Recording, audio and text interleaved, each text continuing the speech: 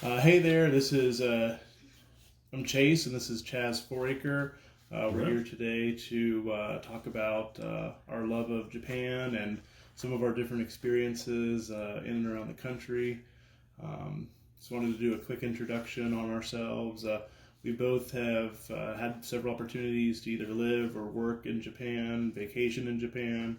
Um, so we have definitely a long term appreciation and a good amount of experience with the Japanese culture and Japanese people, Japanese language. So something we were both very passionate about, and we thought we'd start this podcast and talk about our love of the country and its culture and all the other various things that come with that.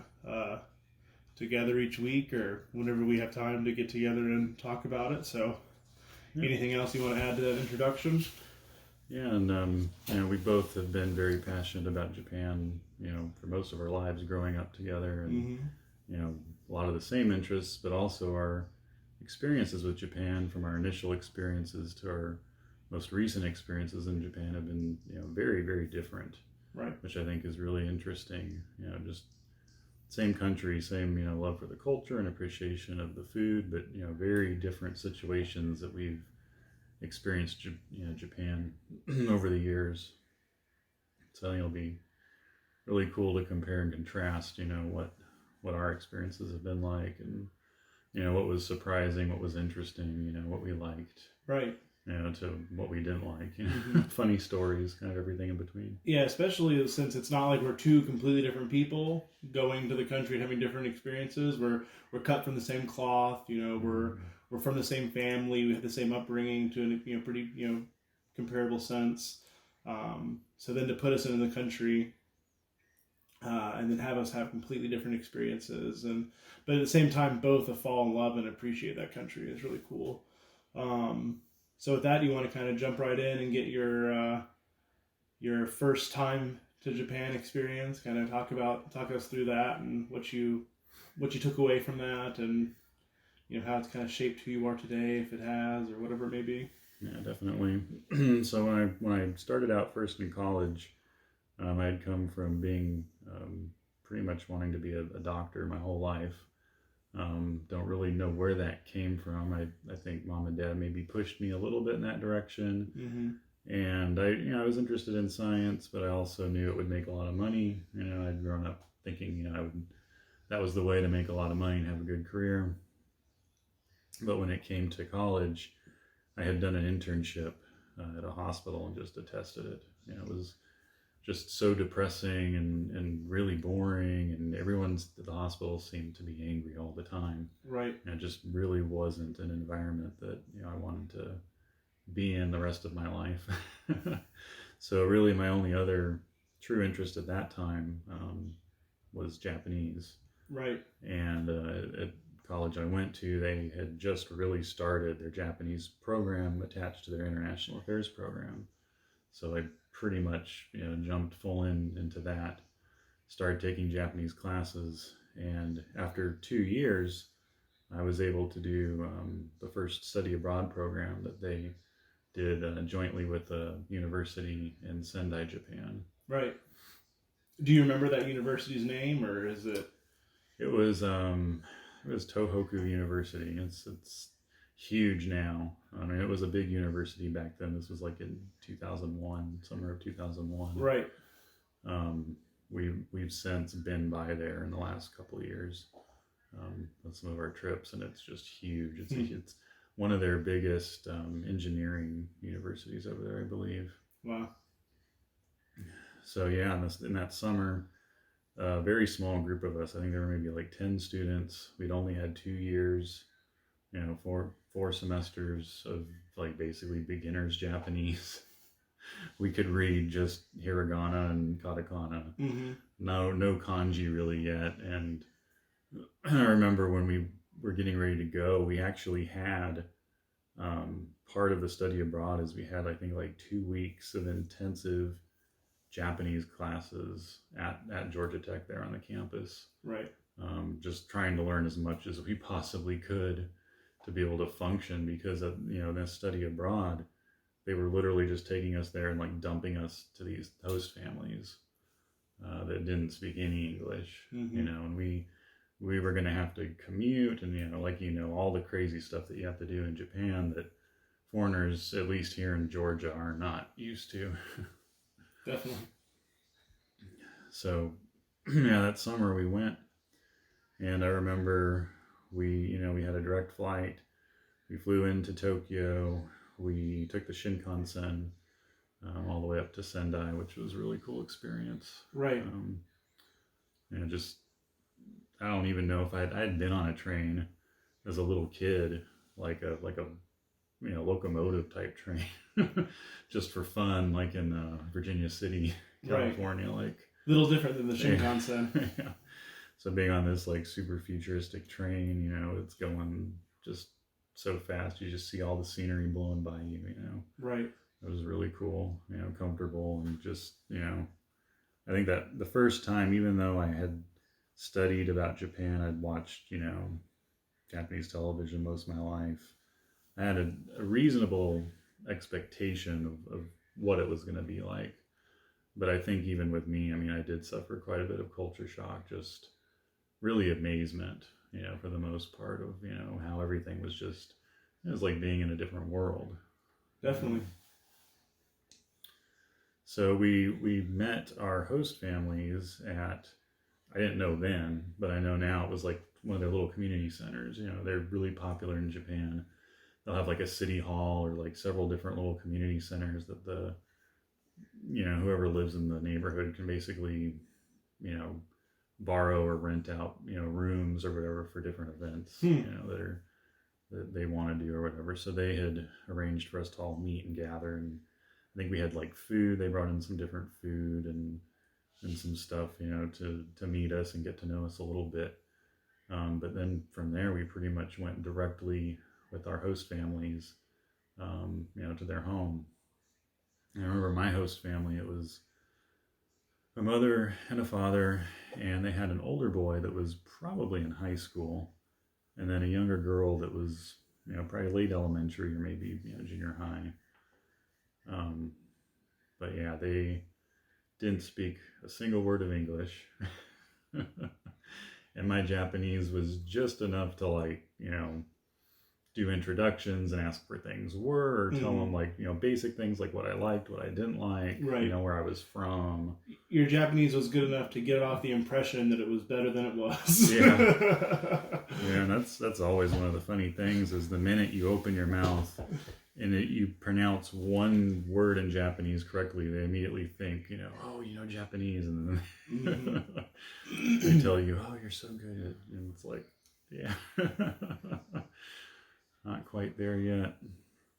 And of course, this was, you know, well before any smartphones or any kind of, you know, translation stuff. I remember back then, to get like one of those electric translation dictionary things, they were so expensive, and they were really just cheesy. I mean, you had to sit there, you had to know what word you were typing in, you know, right, for Japanese. So it's like, you couldn't like speak into it and then it would like hear what word, have the person speak into it. Like nowadays, you had to like go in and type, you know, the hiragana, and then figure out which, you know, it's just really silly. Well, it's like now, I used it a little bit on this last trip. Have you played around with the phone feature with a camera?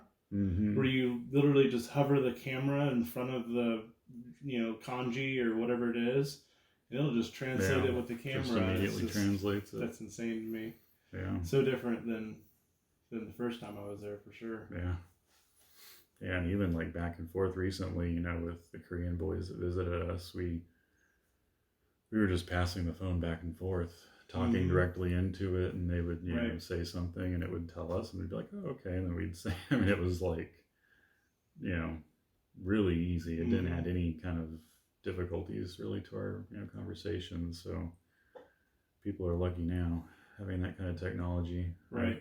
Remember the host mother, she was the most enthusiastic by far. I think she's probably the one who signed the family up for this. Right. The dad was kind of like, yeah, he was like an engineer. I think he built like dams and stuff like that. I remember he brought home one day like a bowl you know, it was just a typical little Japanese bowl, but it was made out of like apparently their like material that they had engineered to build the dams out of, and it was like this really weird kind of like synthetic, you know, rock kind of material. Right. But so he was, you know, he was just a very typical, you know, Japanese engineer. Mm-hmm. But the mother was so excited. She had, it wasn't one of the really expensive ones, but she had just this little kind of junky pocket translation thing, and she would type in a Japanese word and it would just come up with the English word. And so she'd be feeding me these, you know, word by word, these different sentences. Right. And it would take her like, you know, 10 minutes to, you know, ask me if I liked a particular food or something. But it was really interesting. I mean, their house was in like this kind of typical suburban neighborhood, you know, kind of just a little bit on the outskirts, you know. I mean, kind of similar to where we ended up living all, you know, several years later. Right. You know, it was not super close to a station, really. You had to take, they drove us home, so, you know, from the initial meeting, so that wasn't a big deal. But it was kind of a big pain to get there commuting compared to where we've been, you know, right. more recently.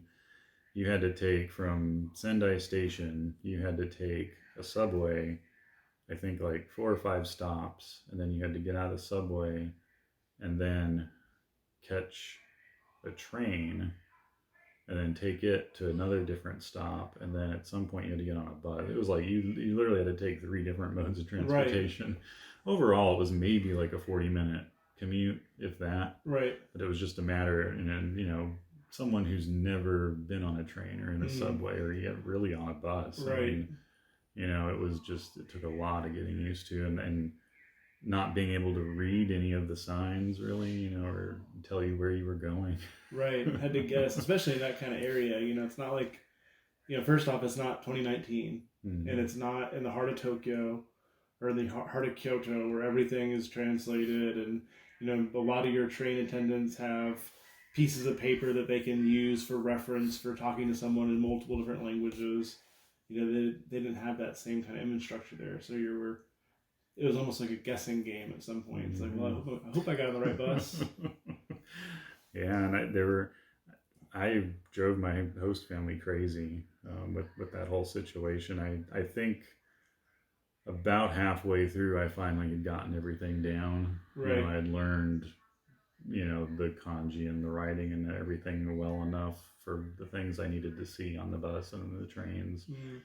But there were several times where I would eventually get to like the halfway point where I was at the subway stop, but like there was no way, like I had missed the bus or I had missed the connecting, you know, train or whatever, and I didn't know how to get, you know, home, and I'd have to call, and again, you know, it's all payphone. Right. You know, there were no, I mean, they had cell phones over there at this point, but it was like, you know, we didn't have one, and I think just like the mother had one, it wasn't like everyone had them. Right. I remember calling like several times, you know, saying, oh yeah, I need help, I'm stuck, I'm here at the station, I don't know how to get home, and she'd drive, and you could tell it was kind of frustrating for them. Right, definitely. And then I remember one time I got on, we finally found out that there was actually a bus that it didn't come very often, so that was kind of the problem, depending on what time I was back at the main station. There was a bus that would take us all the way to the particular neighborhood, and thankfully it had a name. The name of that neighborhood apparently was called Lifetown, and so it had in giant katakana characters, you know, Rife Town across the top of the bus. But I remember one time, I guess the bus for that particular route came and stopped, and I saw that it said Lifetown on the top. So I said, okay, well, I'll go wait here and wait for this next bus. Right. Well, apparently the next one that came was like different. Like they changed the name as soon as I got in it or something. You know, they swapped the characters on the sign. Right. It was scheduled for somewhere else. And so I stayed on that stupid bus for like 40 minutes, like rode it round trip, like all the way on its whole route, all the way back to Sendai Station. I was the only one left on the bus. And I remember, you know, going to get off, and the guy's like, why, you rode the whole thing. Like, are you lost? I'm like, yeah, I'm lost. He's like, oh, don't worry about it. And he just let me get off. He didn't make me pay or anything. He's like, it's fine. He tried to help, to tell me where to go, but, there was just no way. Right. Too many steps involved. It's not just, hey, go down that road, turn left. Yeah. Yeah.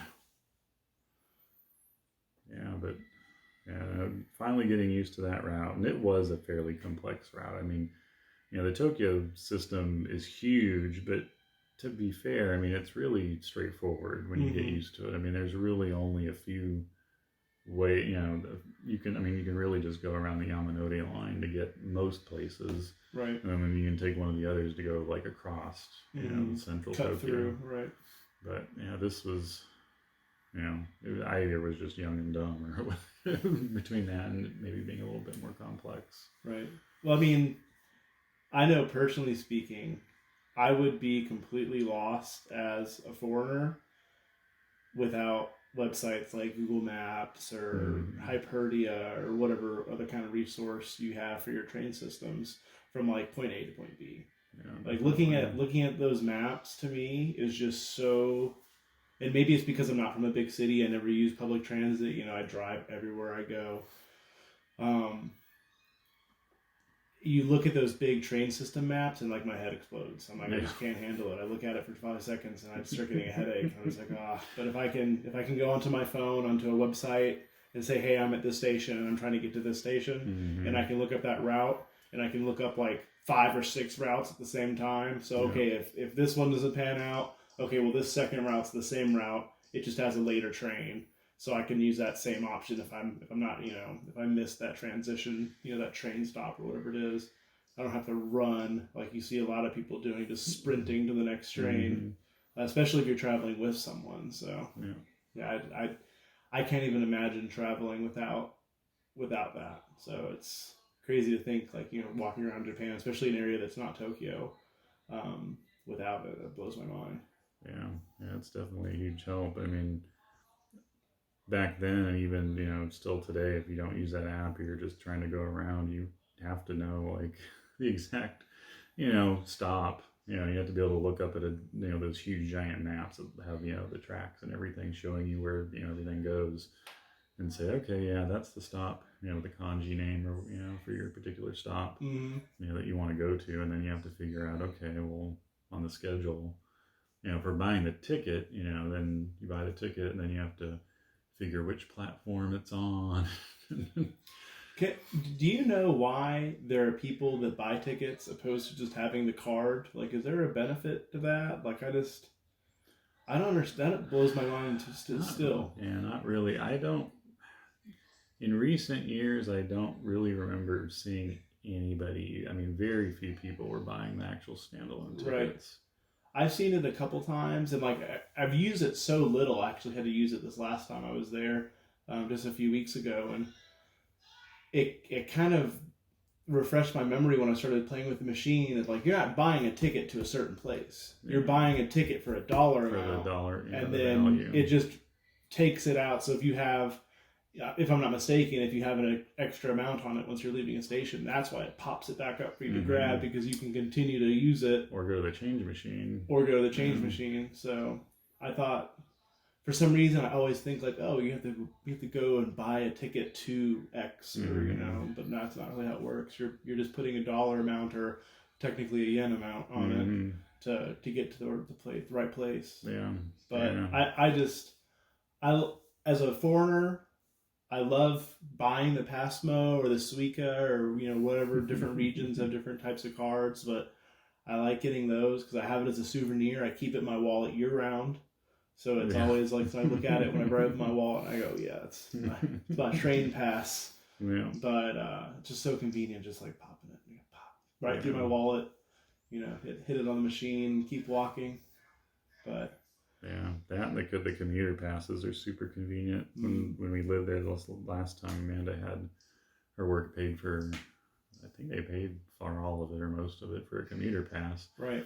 And the way the commuter pass worked is you paid for like the whole month or multiple months, and it covered your trip unlimited times, I believe. between the two stations that you choose. So Right. if you chose your local station, and then you could even choose like a far station on the other side of Tokyo if you wanted, Right. and then it would basically let you commute anywhere in between those two stations, Hmm. however you want, and so we use that a ton. I mean, we definitely got, use out of that, out of having that. Anyway, kind of going back to your first time in Japan, living with the host family in Sendai, attending school. Do you want to talk about your experience actually being in school, or where do you want to go next with that? Yeah, so the whole school thing was just crazy because here in America, our school, I mean, at least for me, I mean, maybe some people have different experiences, but like elementary, middle school, high school was all extremely easy.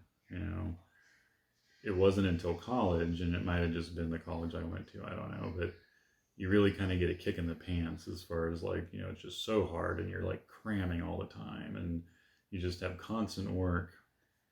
And I remember, and it may be different at different colleges or maybe different now, but back then, when we got there, all the Japanese students, because they had us meet with and kind of pair up with Japanese students at the university that spoke English for the most part, or good enough English that they could help us get around. But they thought it was funny, like, oh, we're in college, it's time to like relax and hang out and party, because they're in Japan, their junior high school and high school is just so crazy difficult, and they're going to cram schools a lot and just study, to try to get into a good university.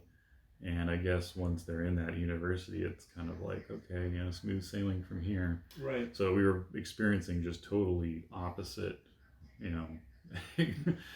college, workloads and lifestyles. Right. We were all like just so stressed out because we were freshmen. We just finished our freshman year, going into our sophomore year, and we're just like, oh my gosh, college is ridiculous.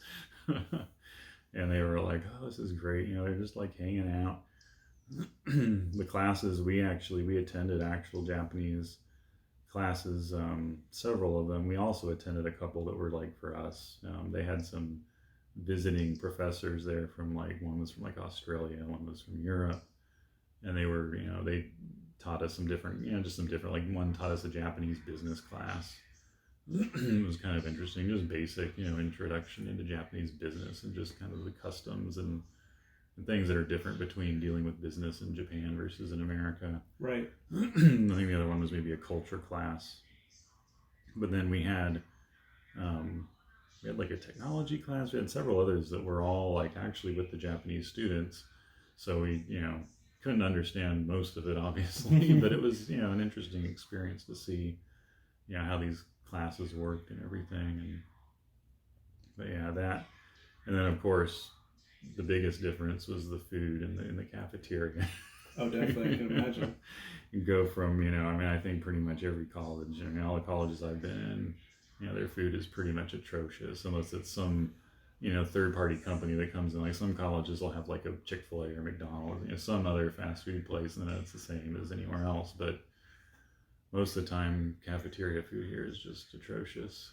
But Right. over there, it was, it was amazing. It was better than convenience store food over there. Not quite as good as like going to a really nice restaurant or anything, but amazing. And you could get, sushi, ramen, udon, pretty much whatever, tempura. I mean, whatever you wanted, you could go up and get it.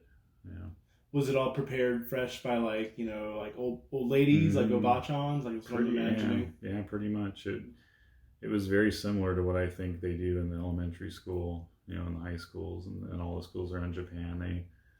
They claim that they have a bunch of grandmothers in a kitchen somewhere, and it's by prefecture, Right. where they're cooking all the food for the whole entire prefecture, and then they package it all up in like these huge metal kind of crate things, Right. and then they like, truck comes and drops them off, every day at the school or whatever, and they roll them in.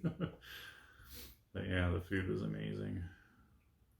How long were you over there on this study abroad? Was it just was a summer semester? Or? Yeah, it was the full summer semester. I think it was like 2 months, I think. Yeah, pretty much 2 months. Staying with the host family was really interesting. Just kind of seeing the whole different dynamics of the Japanese family and what they did. I remember they were all, they came home later than what I think most American families come home. The kids, I think, were probably out doing stuff. Mm-hmm. Especially maybe the elementary school girl, because elementary school over there they're still children. Their whole philosophy with elementary school is that, let them be children still. And so it's really kind of relaxed and fun. It doesn't turn into that whole, crazy amount of school several days a week, school stuff over the weekends until, like junior high school and beyond. Right. But I remember everyone came home. It seemed like everyone was exhausted. I was exhausted because I'd been out, romping around all day. We had it's almost kind of like half days at the college. We would go early in the morning, get at the main station, take the bus to the the university. It wasn't very far from the main station, and then we'd spend I don't know, we would be there through lunch, and we'd stay there maybe till like 2 o'clock, 3 o'clock, something like that. Right. So then we would, of course, all want to go back to the station and explore, try different foods, go to all the different, video game and anime and electronic stores that they had there. And then, maybe 7, 8 o'clock, catch a bus home. And I remember we'd have dinner, most nights some nights we had, met, all together as a group and had dinner, but most of the nights we would eat with the host family. And then they'd just kind of like hang out on the couch and watch TV. They'd watch like American movies for the most part that were like dubbed in Japanese. It was hysterical. I remember seeing, it's like Dr. Dolittle or something, with Eddie Murphy. It's like Eddie Murphy, with this hilarious, Japanese voice that, it must be what they thought he would have sounded like as a Japanese person. It was just really funny. Right. But I remember like falling asleep on the couch several nights, just like trying to stay awake. I was just so tired. Did they have you sleeping in like your traditional kind of Japanese room with like a tatami mats and a futon, or was it a carpeted room? Or yeah, it was actually most houses have a little traditional, room. They have like that one traditional room that's like the tatami, with their little shrine kind of in the corner. Right. And yeah, that was the room that they had me stay in. It was kind of looked like it was their storage room too. They had all kinds of, little furniture and knickknacks and stuff pushed in there. But yeah, they had like a little, just regular flat Japanese futon and some pillows and stuff in there. And I remember just some different things that really stood out. One thing that was hilarious is, I think it was the host mother. She was a huge Queen fan. And of course, at the time, I didn't really appreciate it. I wasn't like, I knew Queen, but I wasn't like a real true fan, right, like I am now. But she was a huge Queen fan. She had like DVD cases full of apparent, of like concerts, I guess. Right. Queen, and it was all Japanese. It was just, Queen. And I was like, I think she asked me about it several times. I'm like, yeah, everyone likes Queen, We Will Rock You, it's like one of the best, everyone knows that. Right. But I thought that was funny. Well, that really shows off that Japanese, like, collector culture, kind of thing. Like, maybe it's a poor example, but I think with a lot of Japanese people and just in the way that they do a lot of their goods, like the whole gachapon system, and there's just a lot of different things that are kind of like that gotta catch them all, mentality, that collector culture. I think that the Japanese people really appreciate and enjoy that. That's something that they can, really latch on to as a hobby, where you definitely have some collectors in the United States, but I don't think it's really thought of as the same as like a typical hobby for someone to have. Yeah. Like, what's your hobby? Well, I collect this. Yeah. I could see that being a very common answer. Definitely not our generation. Maybe, like our grandparents' generation. Right. They collect all, but, just the thought of, I think they've told us before in the past, oh, you can get, some furniture and collect some little knickknacks and stuff, and it's just like a foreign concept to our generation, Right. at least as far as those things go. I mean, maybe we collect video games. That might be one of the closest things. Right. Anime figures, models, maybe. I mean, but yeah, I thought that was really interesting. One other thing that was crazy that stuck out, I had a friend at the time that was on the trip with me named George, and he was a good friend. He was hilarious though. He was very loud, like for America. Right. Like most people would think, oh my gosh, this guy is just so loud. So of course in Japan he was like way too loud all the time. I remember we almost got kicked out of. We went like for a weekend. I think we all went to Tokyo from Sendai. There was I think the whole group went, and we rented 2 rooms in like a ryokan, like outside of Ueno Station. And I remember he was so loud that they were threatening to kick us out because they were just being so loud. We're like, George, go. And we like made him leave for like a little while until everyone was asleep, and then he came back and fell asleep. But I had him stay the night one night at my host family's house, and for whatever reason he got like this huge bloody nose and like proceeded to like just shoot blood all over, like, and this was in their like tatami room, right, just like everywhere. And of course I'm horrified. I'm like, oh my gosh, we like ruined their house. Like, how is this gonna be clean? Oh my goodness. But apparently, host mother came in and was like, oh no, it's okay. And they made him like do some crazy weird thing that they said would stop his nose from bleeding, of course, Right. It was like, put chopsticks on your nose and like spin, some weird, how they have all their funny things to fix whatever ailment you have. Right. Yeah, it was funny. I remember, the food that they made was so different. It wasn't, because I gotten to really like Japanese food. We'd eaten a lot of, real Japanese food places here, and just within the first few weeks got to eat a lot of really good, different Japanese places, like, the Japanese curry, having that the first time, just realized, how awesome it was. It was like, wow, I don't think I'd ever had curry in my life. Right. Maybe Indian curry, it was totally different. I remember thinking, I think I got like ebi, fried ebi tempura, like curry bowl or something, or it was like these huge fried, shrimp, the biggest shrimp I'd ever seen, fried on top of this bowl of rice with just this delicious curry. They had it at the station, and like me and this other guy like loved it. Apparently, the other kids, the other students that went with us weren't huge into it, because we went there once and no one else wanted to go back. I mean, we kept going back like almost every chance we got. That and the ramen place. Steve actually found a ramen place there right by the station that had, just really good ramen with the thick cut pork. Oh, yeah. You could choose, if you wanted the thick cut or the thin cut. And I think you could choose like a spiciness level. It was more simpler back then, but it was still a little bit customizable. Right. But the host family food was it was good, but it was just really strange. It was all stuff that I would never even think to have or to make. Right. I remember for breakfast, many mornings, it would be like a little salad, which like, you eat salad for breakfast to me. Yeah, not typically. And then they would have like karage, which at the time I just thought was chicken nuggets. It was like, okay, they're giving me salad, chicken nuggets.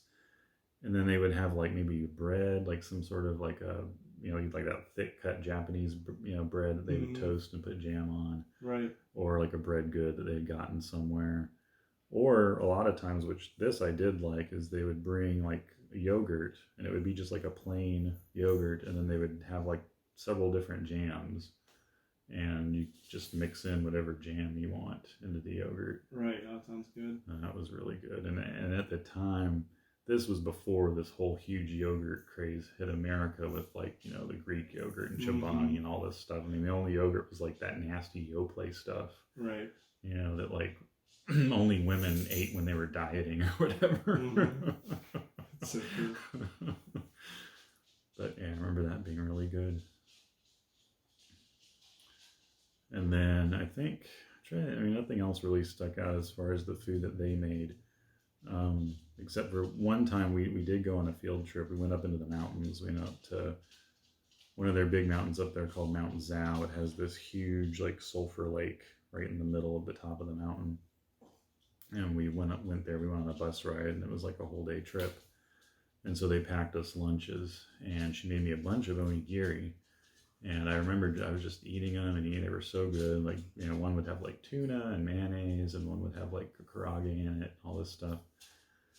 And I finally get to one, and I'm just going to town on these, and I eat this one. It was like a smaller one. I just popped the whole thing in my mouth, and it ended up being a pickled plum, an umeboshi, and I just about died.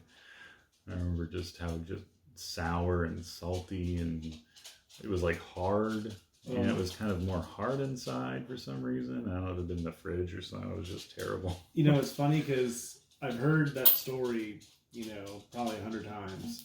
And whenever I'm in Japan, whenever I go to the convenience store, I'm looking at all the onigiri. I always see the pickled plum. It's a staple at every single convenience store.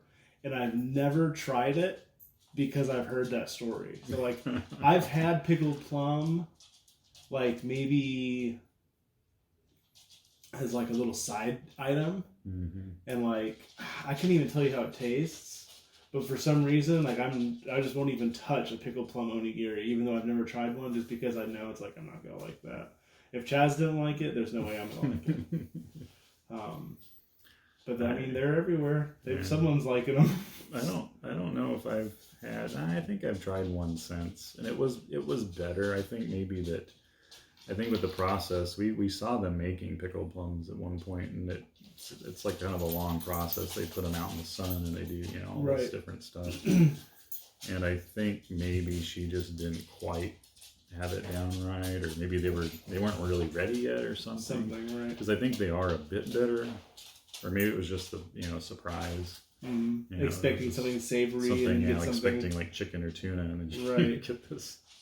Because it's like I wouldn't ever expect them or describe a pickled plum as sweet, but like it does have like that fruit texture at the end of the day, so it does have kind of that dessert feel, but there definitely is a sour tartness to it. But I don't know. When it comes to onigiri, I'm all about the tuna mayonnaise. Yeah. And the tuna mayonnaise. Mm-hmm. Oh, my favorite one, the tuna mayonnaise. Yeah. That's all you need. That's the safe one. I'm not a huge salmon fan. I think that sometimes you can find like the salmon mayonnaise one, or just a salmon one. I think it's salmon roe in mayonnaise. Like that one's really good too, because it has like, that roe taste, but also it has like that, like a strong salmon taste. And oh yeah, I mean I could eat onigiri for, I don't know if I could say a meal every day, but like I could eat one onigiri a day and be content forever, just because it's such a simple,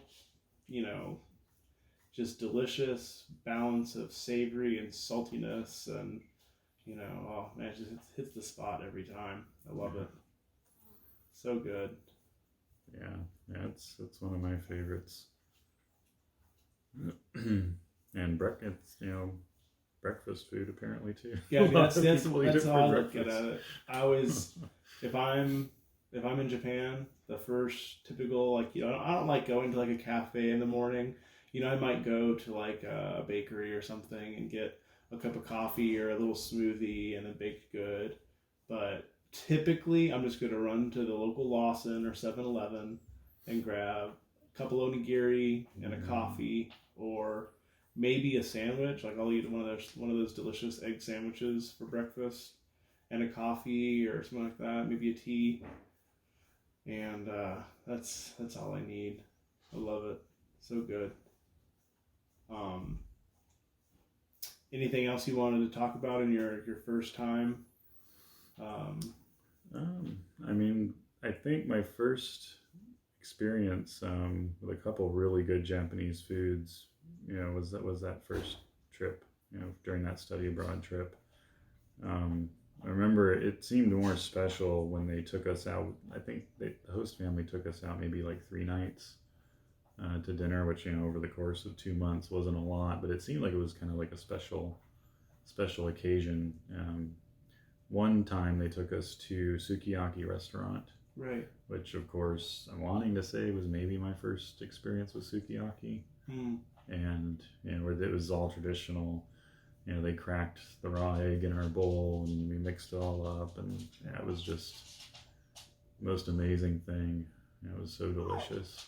And just to explain for anyone that ever sees this, it doesn't know what sukiyaki is. Essentially, it's the big broth. You pour in a broth on a hot plate that's cooking at your table, and then you're gonna throw in thinly sliced beef and vegetables, whether that's mushrooms, and we have lettuce and like lettuce onions and and I mean, a whole bunch of different kinds bunch of different stuff. Typically in America, if you're going to eat it, that's where the process ends. You then just start spooning it over rice, and it's still delicious. But in Japan, from my experience now, you're going to be also given a bowl with a raw egg, or with a egg in its shell.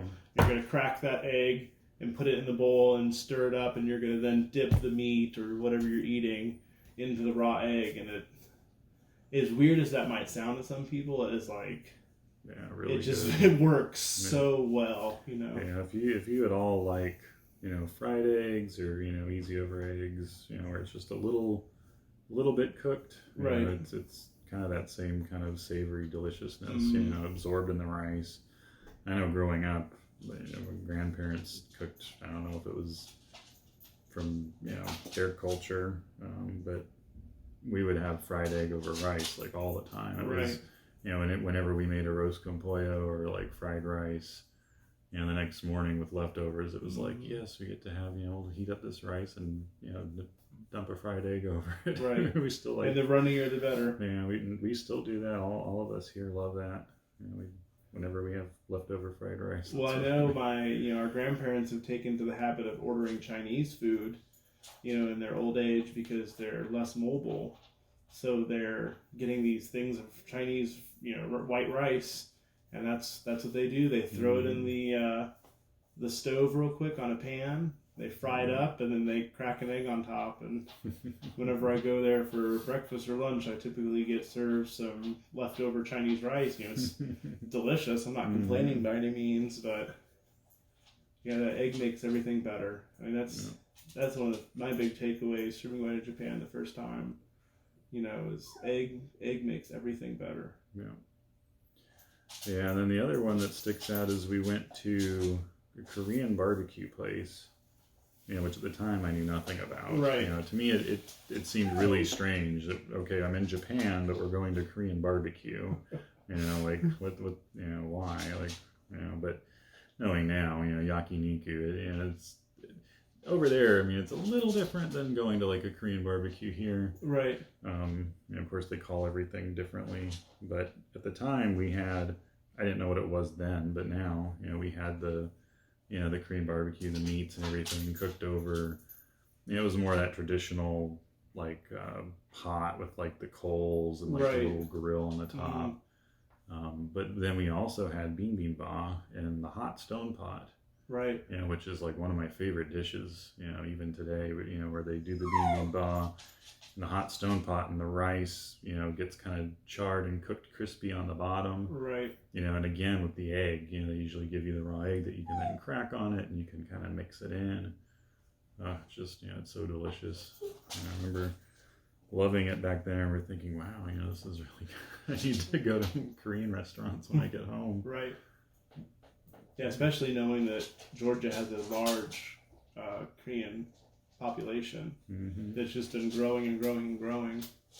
That's one of the things that luckily we've always had pretty decent access to, good Korean restaurants locally. Good Japanese restaurants too, more so nowadays, but we've always had a really large Korean population in the state, so we've been lucky with that.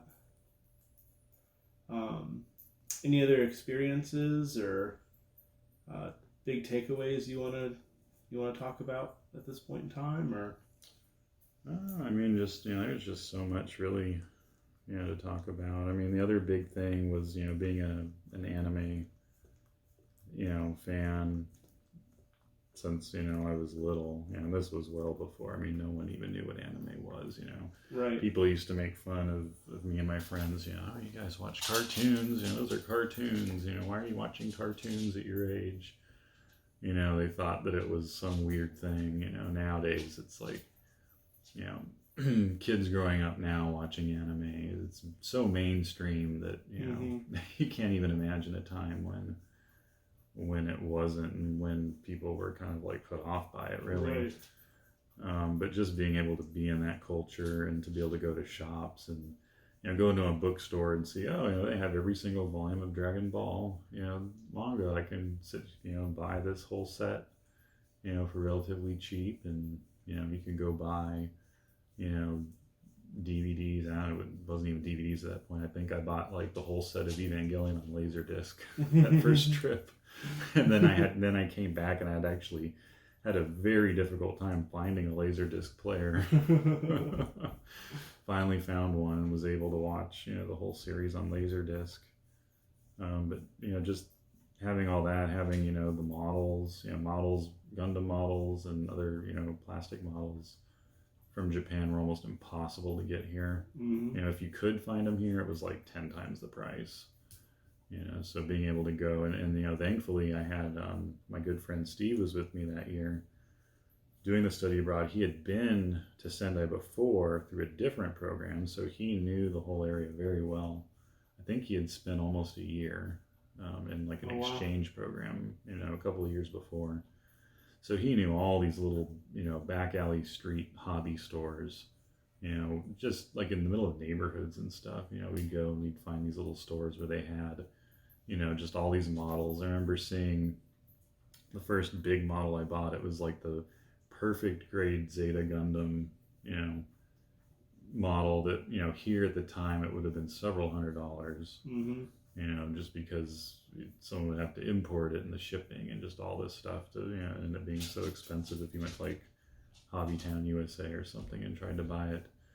And at the time, it was whatever, just the regular retail, and I think the US dollar was strong at that point. Right. It was still maybe in the high 120s, 120, 130 range maybe back crazy. then.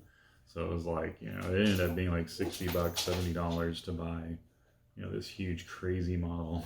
But yeah, I remember buying several models, all kinds of, anime music CDs, video game music CDs, just all these different things that, were really just novel to be able to buy back then. I mean, nowadays it's not a big deal because, our society has, grown so used to, Japanese genres and, Japanese music, Japanese games. Right.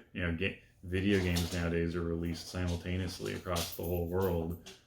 Back then it was like a game would come out in Japan, and then maybe a year later, if ever, we'd get it in America. So, it was just really cool being, felt more like, I belonged, there, my interests and everything, that weren't really popular here at the time, right, were popular there. That's beautiful. That feeling of, being on the other side of the world from where you were born, but still feeling like you belong. That's definitely one of the things I love about Japan. And it's not like, it's funny because it's not, and I think you would say the same thing, it's not because of the anime culture. It's not because it's like, oh, they have these cool cartoons that I liked when I was a kid. They, just their way of being so kind and courteous to each other, and being, it's not saying, I'm not saying that the Japanese have this perfect culture, that they're these perfect people that are all courteous and polite and considerate 100% of the time, because at the end of the day, we're all human beings. Yeah.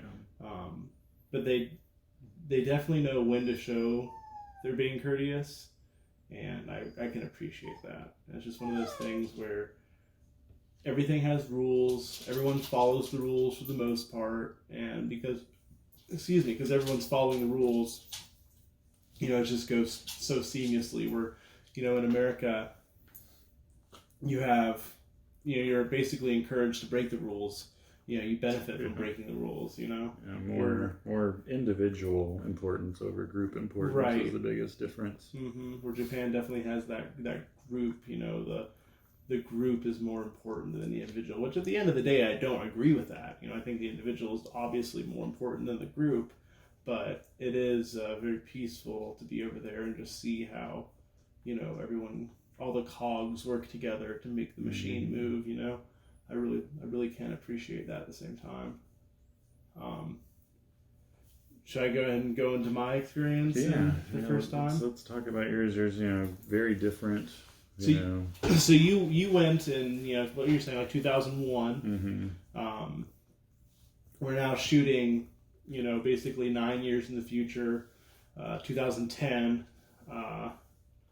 I'm 20 years old, and at this point in time, you're actually living in Japan, in Saitama, which is like the outskirts of Tokyo. It's not Tokyo, but it's like a prefecture outside of Tokyo.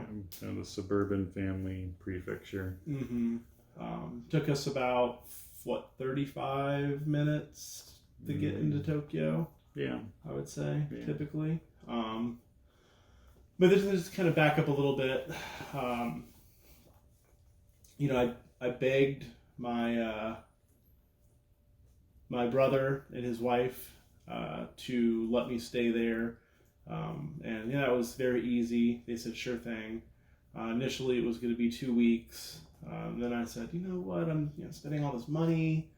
I might as well go for 4 weeks. And then, I was okay, sure. Then, well, I got the summer off. I'm at university. This is my first time out of the country. I've actually saved up more money than I expected to save up for this trip. So, maybe I can stay 8 weeks. And with that, I got a little bit of resistance, but eventually I was able to convince them both that it was a great idea and that letting me stay over there without paying them anything, for 2 months, just sleeping in their living room, taking away all their privacy was a perfectly good idea. So I appreciated that. But, the first thing to me, which was interesting, is a very sheltered person from the southern United States, was the airplane ride. As silly as that is to say. That was probably your first major. Yeah, I'd been on an airplane once before that, from Georgia to California. Yeah, that's right. Right after 9/11. But this was my first international trip, and I remember being, I flew to Canada. I was by myself. Like I said, maybe to some people that's not a big deal, but for me, especially with my personality type, I was very nervous about being by myself. But at the same time, I was super excited to be going to Japan, so they kind of balanced each other out. But I flew on this tiny little airplane to Canada. I had a 4-hour layover in Canada, and then they loaded us up on, a nice, large, I don't know if it was a 737 or what it was, but a nice large plane. And we took off, and my ears pop, and one of the flight attendants comes by, and she goes, would you like a beverage, a drink? And I'm thinking, unfortunately, I can only get like a water or a Coke. I can't even get a beer. I'm not an adult yet. I'm only 20 years old. And that's when she decides to tell me that the international drinking age for when you're over like international seas is 20 years old. So I was like, oh yeah, give me a Heineken, which I don't even like beer, but it felt cool to be able to drink your first legal drink. Yeah, just the novelty of it. Outside of the United States, in the air, 30,000 feet or whatever you are, in a plane on the way to Japan. That was one of those moments where like, yeah, this is happening. I'm becoming an adult. All these things in one, all these realizations at the same time, and then landing in Narita, getting out of the plane, and then. In America, when you go and visit someone, not every time, and especially in this point in time in history, we're talking like 2010, like I said, you send someone to the airport to pick them up. That's just how it's done. You send someone, you know, they take that 30-minute, 40-minute drive, depending on where they're located. And if not, they rent a car, you know, the person rents a car, and then they drive to where they're going. But typically someone picks you up. It's not really like that in Japan, you know. I'm sure you have people that get picked up from the airport all the time, but because public transit is so accessible, you just take the bus or the train or whatever it was. So there's no need. They'd given me some, you know, direction. Take this bus to this place and get off at this place. And then I'm trying to remember if that was the only step, or if it was then, and then get on this train and go to this station, and then we'll meet you at this station. I don't remember if I had to take a bus and you met me at the bus stop, or if I had to then take an additional train. But I think you just met me at the bus stop. I think it was just the bus ride from the airport, about 50, 60 minutes or so, maybe a little bit longer. Maybe it was up to 90 minutes. The traffic, I think the traffic's pretty bad usually. Right. Plus it's from Narita, so well, I'd say it's probably about 60 minutes, probably an hour long. Trying not to fall asleep. It's like because middle of the day probably. At this point, I think it's probably about 6 o'clock, 7 o'clock, maybe 6:30. But to me, it feels like it's like 4 in the morning. You know, I'm exhausted. Whenever I travel, I always tell myself, I'm not going to sleep. I'm going to stay up all the night before, and I'll sleep on the plane. Yeah. And then I get on the plane, and I'm just sitting there like, wired. You know, like I can't fall asleep. And even if I'm like tired and my eyes hurt, and I try to fall asleep, the vibration of the plane of just sitting there going, yeah. And like your knees, you know, being a 6'5", you know, person who has a little bit of extra meat on their bones, being in one of these little cramped seats and having your knees just dig into the seat in front of you and you're bouncing up and down. It's the worst. So I can never sleep on the plane, but I always adjust well. I always get there, stay up long enough to eat, you know, have a good dinner, talk and chill for a little bit, then fall asleep. But, you know, at this point I'm on the bus, I'm, you know, fighting off the nods. You know, I get to you guys, I have all my luggage. You know, I get off the bus and then, you know, I go into this tiny little train station and, you know, get my train pass, my Passmo card, which is just a little, you know, card that you put money on it. You can scan it when you enter the train and you scan it when you exit the station, and it charges you depending on from what station you entered and exited from. And, you know, we took that train, or that we went from that station to your closest station, and it was about probably a 10-minute walk from there to your apartment. And I'm just like looking everywhere. I mean, there's rice fields around me, and there's these big, beautiful buildings that have like, you know, Japanese letters like kanji or hiragana, you know, like written on them. I can't really read them. I can't really speak or read any Japanese. I speak just the, you know, less Japanese than you spoke when you first went over there, enough to introduce yourself, to, you know, ask someone a very basic question like, how old are you? Where's the toilet? Where's the station? Like, I always love those kind of things because like I can ask those questions all day, but when they respond to me, it's just like, well, I didn't learn that part. Especially in Japan, where you go to like the local police box, you know, little koban, and ask one of the policemen for directions, and it's like they want to tell you like the whole story. Right. We'll talk about that a little bit more into my experience in Japan for the first time. And this is one of my favorite stories I tell people, what we're about to go into, as far as the difference between America and Japan. You know, there's differences from, you know, California to Georgia, but we're going to generalize the United States as a whole for a second and say one of the biggest differences from America to Japan. So we get back to your apartment, tiny little place. I mean, smaller than I expected it, even though I had seen pictures and videos. You walk in, have to take your shoes off instantly. There's, you know, a little cutout for you to stand while you take your shoes off.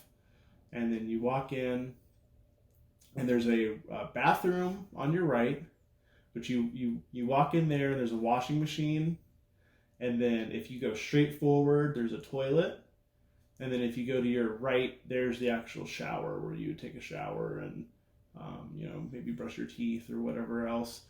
The toilet has a sink built into it, so whenever you flush the water, it fills the sink for you to wash your hands, which isn't gross, but for some reason, when you're looking at a sink that's attached to a toilet, you're just thinking you immediately think that it's like pee water for some reason. Even is this sanitary? Yeah. Is this safe?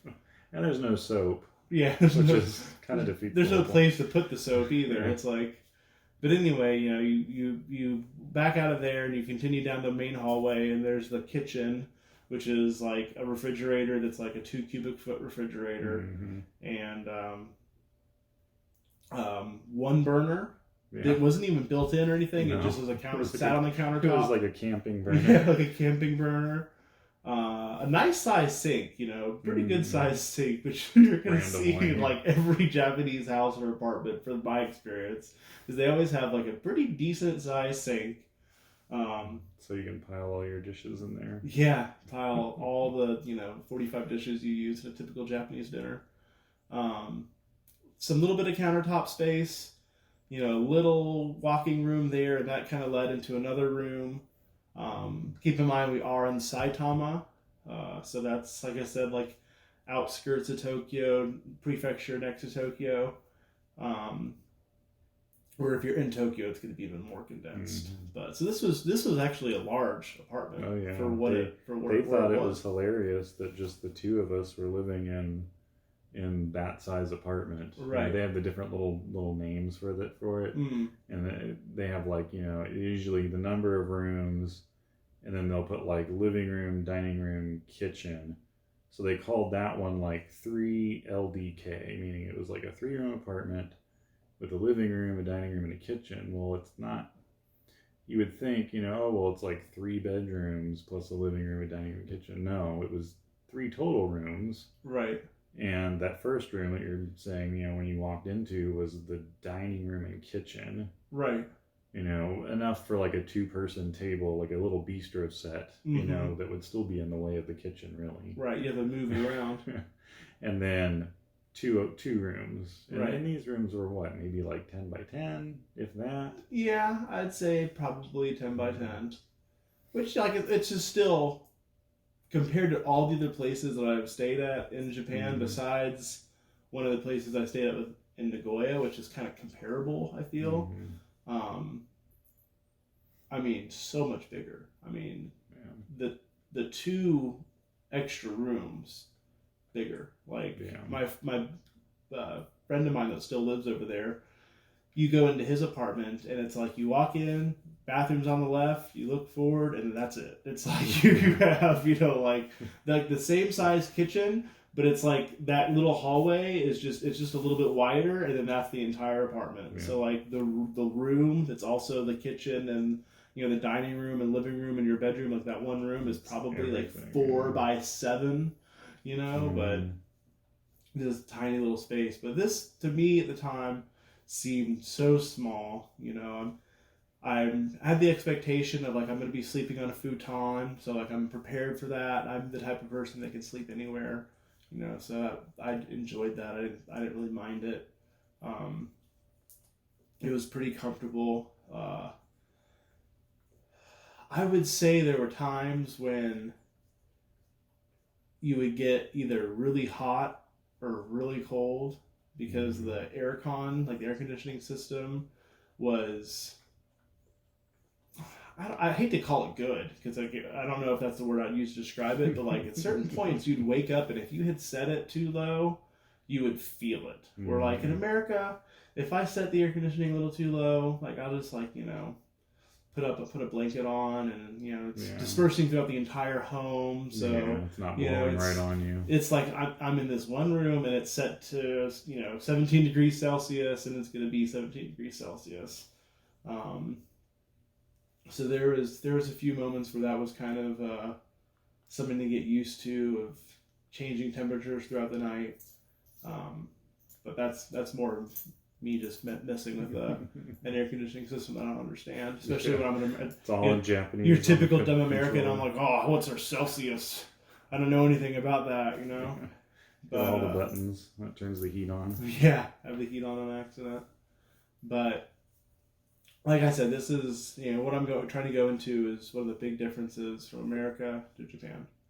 So my first meal in Japan, which I kind of feel terrible saying this, but just because it was late, it was open, it was round. Yeah, it was pretty late. We're in a small area. It's not like we're in the middle of Tokyo. There's 1,000 places to eat.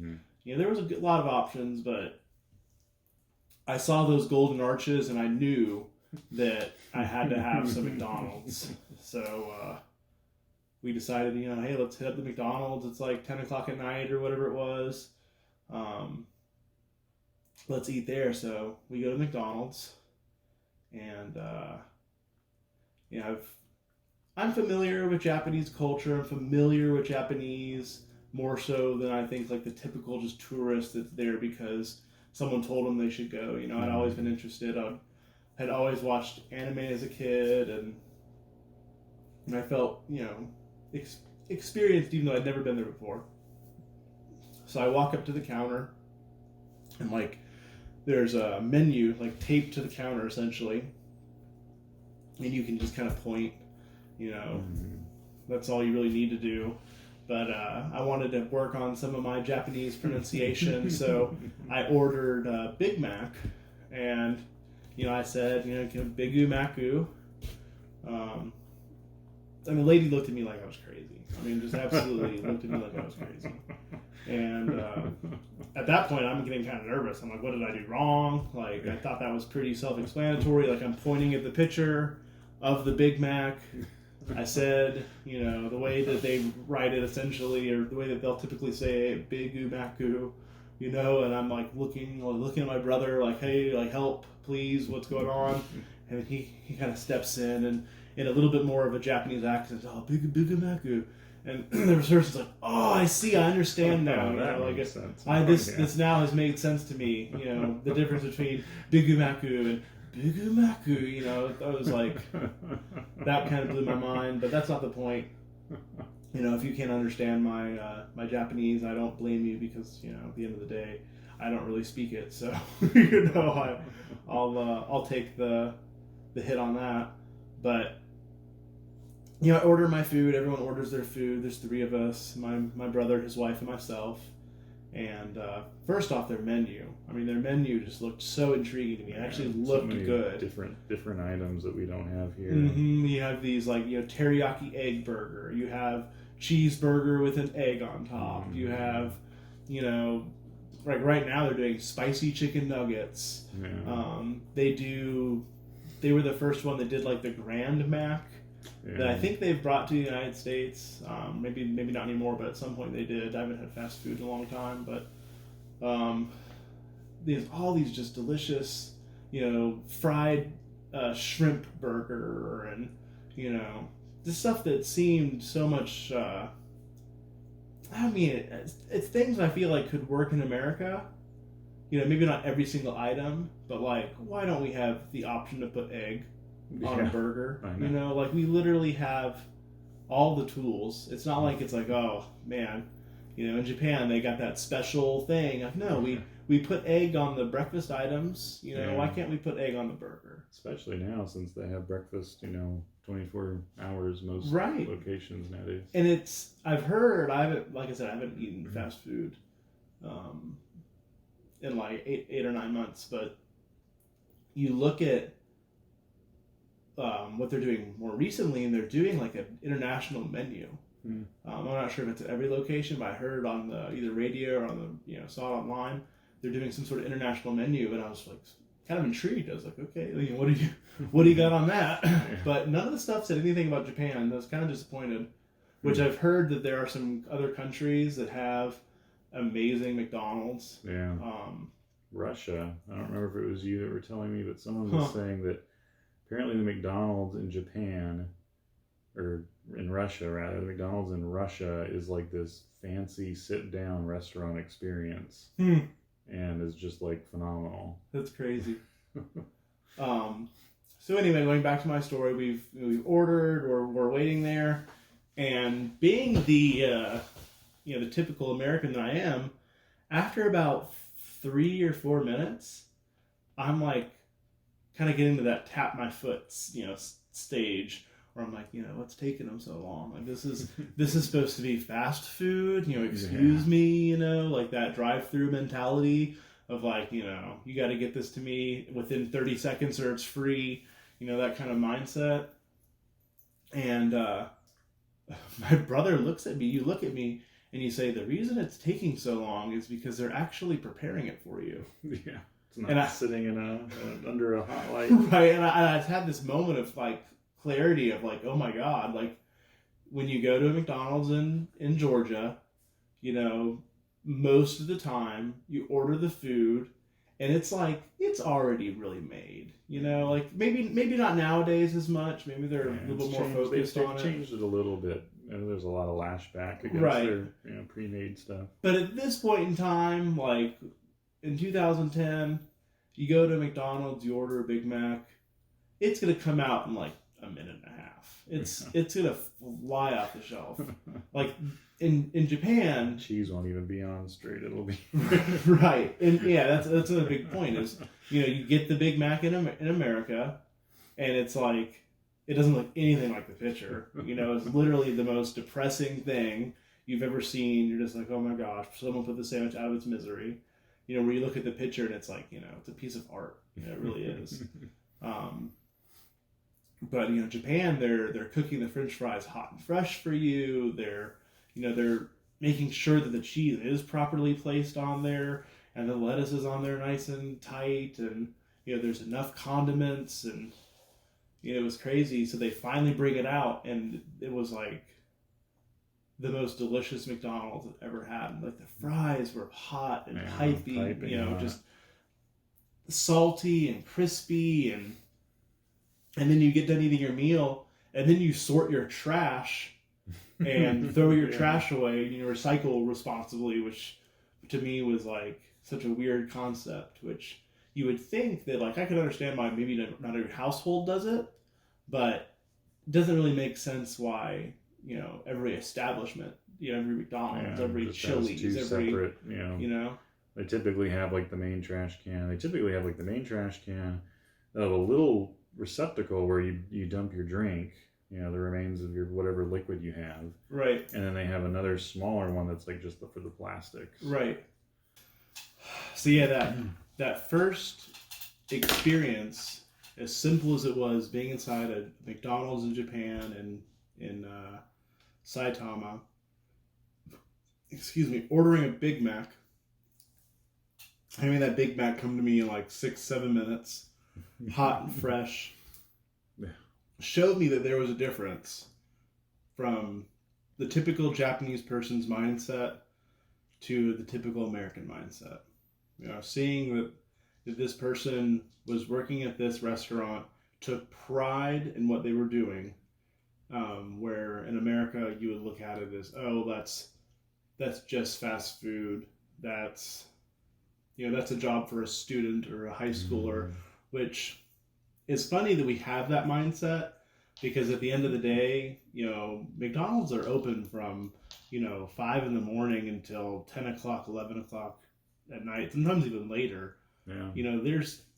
There really isn't just students, just high school students working at these McDonald's, because if they were, they'd only be open from 4 in the afternoon until like 8 o'clock at night, because they got to go home and go to bed for class the next day, and all the restrictions they have on people a certain age. But I was instantly able to see that there was this difference in culture just from eating a McDonald's hamburger. So that was, for some reason that memory will always stick with me, because it was, it sounds silly, but it really was just a huge moment in my life, realizing that something so familiar to me could be so foreign as well, because it was a completely different experience going in there and sorting out all your trash and throwing your trash away properly, and going to leave the store and everyone getting up and saying, thank you for coming in Japanese, and bowing at us for purchasing food from them, and At McDonald's. right at McDonald's. It's such a weird experience, but some of the things that I did in Japan, because I was there for about 2 months, like I said earlier, about 8 weeks. One of the first things we did is you took me to a bike shop, Mm-hmm. and I was able to purchase like a used bike for pretty cheap. It was only it's less than $50, Really super cheap. super cheap. Bike lock and all. I don't remember if I even had a helmet or not. I don't think so. Yeah, they don't really do helmets over there. So when I locked it up, and whenever I needed to go anywhere besides maybe the station, the station was only 10, 15 minutes away, depending on which station you wanted to go to. But if you wanted to go anywhere around the Saitama area, it was jump on the bicycle, and it's a lot easier to get around that way. Especially with how kind of rural it is. It's not like Tokyo, where everything's as close together. If you're going to a restaurant somewhere over there, it might be nice to just take your bike, or if you had a car. It was one of those areas where I could totally see owning a car being worth it. Definitely for Costco and the IKEA. But some of the interesting experiences we had around the Nagoya areas were just seeing how different it was from America. Once again, in America, if I wanted to go get food, I go to my car. I have to think for a while. Okay, what do I want to eat? What direction do I want to head? Do I want to turn left here? Do I want to turn right here? If I go to this way, there's this place and that place. Where I feel like in Japan, you just have so many options all around you, and commuting is so natural. It's not this really unnatural process of, jumping into this machine and wheeling it around the world. You're just walking to a hub, to get on a train or a bus or whatever it may be. So you pass all these little restaurants, and they're everywhere. Just 4 or 5 minutes from your house, if that far, just a little walk away, was this guy's house, and he had a restaurant in the ground floor, and then above it seemed to be his apartment where he slept. And every day around probably 6:30 or so, he opened up his garage door and brought out a little charcoal grill. Yeah. And just started cooking yakitori. It looked really makeshift too. It was one that he had made or something. Yeah, typically you'll see a larger, maybe 2 or 3 foot wide, grilling, charcoaling surface. This guy's thing was a foot wide, just sitting there grilling, a few pieces at once. No English menu, it was all in Japanese. But the most welcoming and friendly people, you'd ever see. Every single time we pass, because this is literally while walking to the station, so it's not one of those places you can avoid unless you're really trying to. You'd walk past his house, and he would, scream out, "Rashaimase," trying to attract people to his store, and, just always saying hello to us and being really friendly and inviting us in. Come to my shop, come to my shop. And one day we did. We went in there and we had some of the best yakitori I've still to this day ever had. So good. That was the first time we had bacon asparagus. That's what I was about to say. And it's also the first time I'd ever had bacon aspara, or bacon wrapped asparagus, or really a bacon asparagus wrapped with bacon, obviously, but just so delicious. I mean, just the most delicious, simple thing. 3 ingredients: bacon, asparagus, and some salt. Just so simple, and relatively inexpensive. You can get a tab going pretty quickly if you're trying to eat a lot of them. Hungry. But And drinking maybe. and yeah, adding the alcohol in, and we get a couple of beers because once again I'm 20 years old, which is the drinking age as well in Japan. So we get a beer, and it's just such a great experience to be like a stone's throw from home. Being able to walk, I could walk back to my house in 3 or 4 minutes. Yeah. But I'm eating at this restaurant that is just so delicious and so comfortable, and you just don't get that same experience in America. Yeah. I can walk to restaurants that are close to my house, but like there's no sidewalk getting there. You get So hit like by a car. I'm walking. Yelled at. Yeah, I'm literally like walking through like bug infested grass. Probably have, especially in the summer, got like bug bites all over me. Because I'm walking through this grassy plain that hasn't been mowed and who knows how long. Through the forest. Yeah, and the entire time there's not a single sidewalk. So it's like I could get there. It'd probably take me about 15-20 minutes to get to the closest restaurant, but then I'm gonna be like stinky and sweaty, and like I'm not gonna be in the mood to eat anymore because I said to trek to this restaurant. Where like in Japan, it doesn't feel like you're trekking anywhere. It's designed it's all natural, to be, like just everything is like you said, so natural. It's designed well. There's every direction has intent. Whether it's I need to go this way to go to the station, or I go this way because that's where the coin laundry is.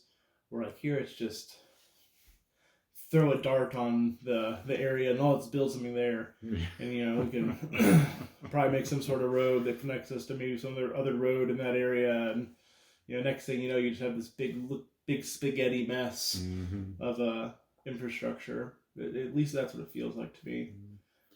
We have so many stories about that little yakitori place, talking about how delicious it was and how it was relatively cheap.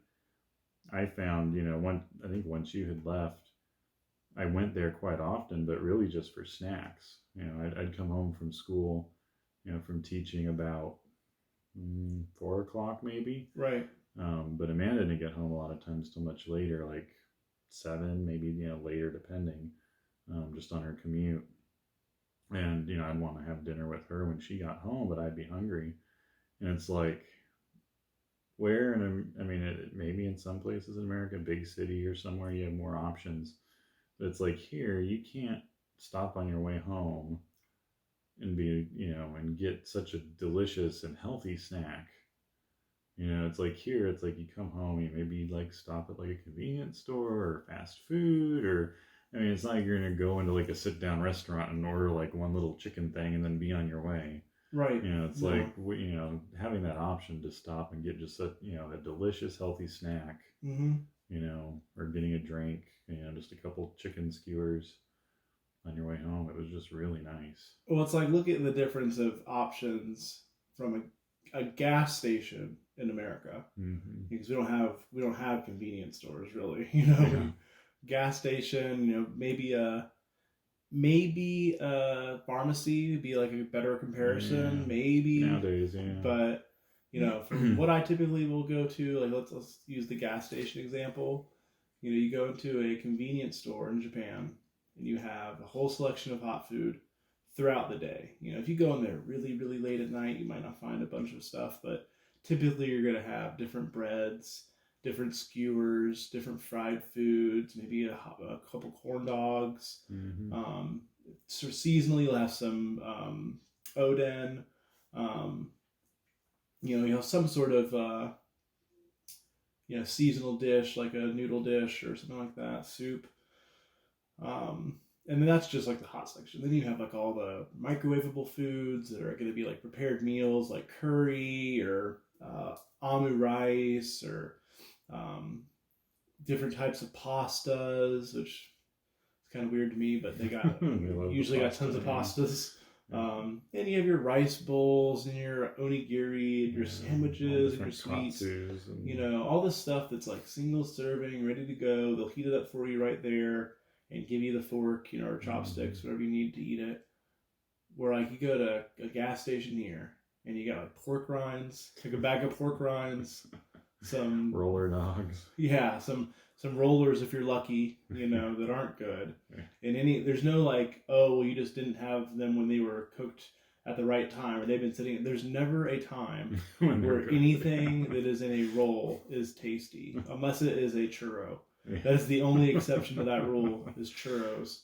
And then like you'll have some honey buns, or like there's never like a quick sugar and healthy, salty, no snacks. sugar added snack.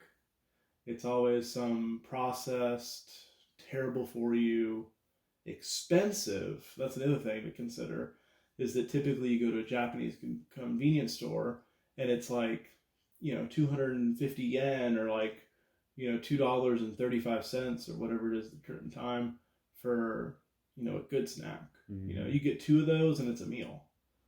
Where in America, like you go to buy like an ice cream and it's like $6 for a pint of like good quality ice cream. Or I can go to Japan and get dessert for $1.50. Such a huge difference in accessibility. Where if you were to shop at a gas station as much as I shop at a Konbini when I'm in Japan, you'd be broke. And fat. And fat. Well, I mean, I think sick. I'd be fat in either place, just because the sheer just amount of things I want to try inside the Konbini, and I know I have a time limit. Every time I'm just like a ticking time bomb. Like I have to go back on that plane eventually, so I might as well eat it while I'm here. But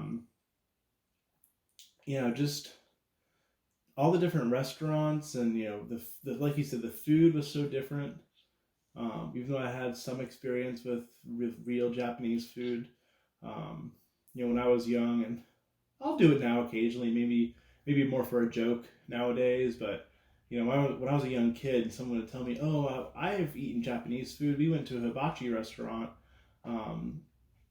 Part of you would always get mad, like knowing like that's Japanese food, but like it's not really Japanese food. It's like Americanized Japanese food that came because differences in kitchens and the availability of ingredients and all this kind of stuff, and you have to have a show because you have to attract people, and that's not really Japanese food. Japanese food is like a rice with some eel on top, or like fried chicken, and some a grilled chicken skewers with onion, and like all the stuff that people hadn't knew nothing about really at the time in rural Georgia.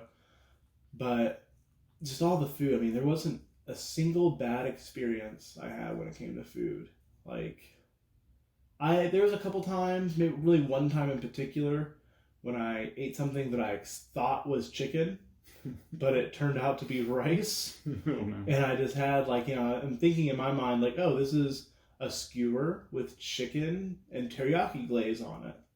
And I bit into it, and it was a big ball of mochi with and I was, very naive to mochi sauce kind of stuff with on it. with like a sweet teriyaki sauce on it. And it was good. Just Was not what I was expecting. So like it was like, woo, it hit me hard. Like, whoa, maybe that's kind of like that similar pickle plum experience. Yeah. I enjoyed it, but it was not what I expected it to be. So that was definitely a shock. But other than that, I mean, every single thing I ate was just better than the next. Whether it was ramen, and that's the beautiful part about Japan. Is even to this day, every time I go back, I eat something new that's like better than anything else I've ever had before. It's like, where has this been my whole life? How long has this shop been here? 35 years? I could have been here, I could have come here in 2010. Yeah. But and it's very hard to get that same experience here. Mm-hmm. I mean, very difficult. I mean, you have to go to like very expensive restaurants to get anything that's truly, just so amazing that you're like, oh, this is very different and delicious than what I've ever had before. Right. I mean, I can count the restaurants on my fingers that I've had that with, in the last 10 years here. And it's sad because we, maybe we're just not looking in the right places, because like we live in like the culinary hub, like where you want to be right now for food. Atlanta has really turned into this culinary hub of all this different types of food and so many well-rated restaurants. But like you said, the biggest thing to me is that most of them are super expensive, or not even just super expensive. They're just more expensive than you'd want to pay. Yeah. If you're going to a typical restaurant, you don't want to spend more than like, $10 a person. You're kind of stuck in like, oh, we're going to Chili's, or we're gonna go. Even that nowadays. But yeah, I mean, even if you were to look at a chain restaurant in Japan, I still think your quality and your service, everything is top tier. Or when you compare it to a chain restaurant here, when it's like, oh, pop it in the microwave and bring it to me on a hot plate because you popped the microwave in the plate, the plate in the microwave rather. Yeah. But there's just that attentive, attention to detail, that courteous, polite manner that everyone's treated with. You're leaving a restaurant and people are standing up and bowing. Or the chef, if it's like a small enough restaurant, maybe like a sushi place, the chef is asking you if you've enjoyed the food, and just such a different aspect to customer service. And even though it's not like directly tied in, but it's one of the things that I've seen while being over there, and I didn't really notice it my first time. I really didn't, but now going over there a couple different times, I've really noticed that if you're watching someone at work, like you're at a retail store, and you look at an associate that's working, you're never going to see them idly like looking at their cell phone. Mm-hmm. They're never like checking their cell phone, swiping through, looking at Facebook or whatever it is, which they do. I mean, they use social media, they look at emails and watch videos and all that kind of stuff. But like, from what I've seen, you don't really see that much when it comes to someone that's at work. But like me, working in a retail environment, I see it firsthand when I'm looking at different associates, and I'm like, okay, that guy's, he's just looking at his phone, or he's on the phone, he's calling his wife or his kid or whatever it is, and like he's in the middle of his day getting paid, and it's like, that's kind of interesting, we just, that's like nothing. It's just like second nature to sit there and continually stay updated. Look at your phone. And the sad thing is, it's like, I'm assuming to them it's the same thing. I'm assuming they just have the respect and the self-discipline to not do that. That they know that that's not what's expected. And they have the pride to stick to that. Where like in America, it's just like, who cares? No one, the big boss isn't looking at me right now. I can do this. I can goof around for a couple minutes. But I just thought that was so interesting, seeing that difference of, even when it comes to a fast food worker and the way they prepare your food, or a retail worker and the way that how attentive they are to their customers. Such a huge difference. They really just make you feel special everywhere you go, really. Definitely. I mean, everywhere. Another thing I really want to talk about, because this is one of the kind of unique experiences that I feel like I had when I was over there the first time. I was attending university when I went over there, and I had a group of friends that were doing a study abroad for a month, doing like Hiroshima, Kyoto, Tokyo. I don't know if they went anywhere else, but I think that was the main areas. But they were doing Tokyo last, and at this point I'd been in Japan for about 3 weeks or so, 3.5 weeks, and they were coming to Tokyo for the last part of their trip. They left like the day before I left, and then like a month into my trip, they went back home. But at this point, they're in Tokyo, and I had been around Tokyo. I'd been going into Tokyo every now and then. Probably not every day, but when I felt confident, I was still young and naive, and if I felt confident, I would go into Tokyo, and it wasn't like it was difficult. It was just so new to me that it was intimidating. But and again, no phones, no smartphone, or at this point in time, I did have a smartphone. Oh, okay. I had a smartphone. I had Hyperdia. I had a plan that allowed me to use it like I could use it in America. So I definitely had the resources. So I would go to like places like Akihabara or Ikebukuro, or Shibuya or Harajuku, but typically I was sticking around like the Akihabara area, just because I was really confident with it. I loved looking around at like all the cool figures. I thought that was the coolest thing. Looking at all the One Piece figures and the Dragon Ball Z figures, and then, you know, all these cool figures of stuff that I had grown up watching. But my friends arrive in Shinjuku, and I hadn't really been around Shinjuku much. I really never had a reason to go. You know, in my mind, there wasn't anything that was like famous that I wanted to see in that area. I'd heard that it was like the biggest station, and that kind of intimidated me. But so I asked my friend, I said, okay, where are we going to meet? And he tells me we're going to meet at this donut shop in Shinjuku. And for some reason in my mind, like, it just made sense. Like, yeah, we're going to meet at this donut shop in Shinjuku. Not really understanding that Shinjuku is a pretty big place, and Shinjuku has a lot of exits to the station. So we didn't really discuss like what station exit to go out of, or like, of the station. you know, where to even look, or like where it was. Just that there was this donut shop in Shinjuku, and I needed to be there at, I believe, like 9 o'clock. So I got there early. I mean, I'm the type of person where I feel like I usually will get somewhere early, or I'll worry about getting there early to the point where I'm late. But in this opportunity, I leave like an hour before I really need to. I get to Shinjuku.